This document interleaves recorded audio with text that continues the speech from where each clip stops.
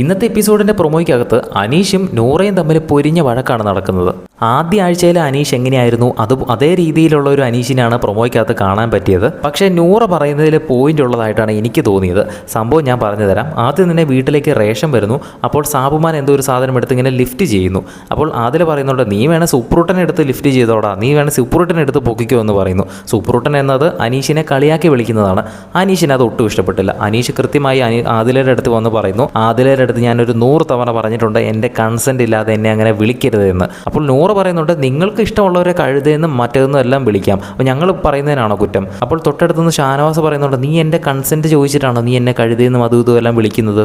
സത്യം പറഞ്ഞാൽ ഇതിനൊരു ഉത്തരം അനീഷിൻ്റെ കയ്യിലില്ല. നൂറയും ഷാനവാസും പറഞ്ഞതിലാണ് ഒരു പോയിന്റ് ഇരിക്കുന്നത്. പക്ഷേ അനാവശ്യമായിട്ട് അവിടെ അനീഷ് കിടന്ന് ഷൗട്ട് ചെയ്യുന്നുണ്ട്. ആദ്യത്തെ ആഴ്ചയിൽ അനീഷ് എങ്ങനെയാണോ അതേ അനീഷിനെ തന്നെയാണ് പ്രൊമോയ്ക്കകത്ത് കാണുന്നത്. അതിൻ്റെ ഇടയിൽ അനീഷ് കഴിച്ചുകൊണ്ടിരുന്ന പഴം അനീഷിൻ്റെ കയ്യിൽ നിന്ന് തന്നെ അടിച്ചു മാറ്റി കഴിക്കുന്നുണ്ട് ഷാനവാസ്. മാത്രമല്ല അനീഷിനെ കളിയാക്കാൻ വേണ്ടി അനീഷ് ചൂണ്ടുന്ന സ്ഥലത്തേക്ക് കൈയൊക്കെ വെറുതെ ചുമ്മാ തമാശയ്ക്ക് അക്ബറും ചൂണ്ടുന്നുണ്ട്.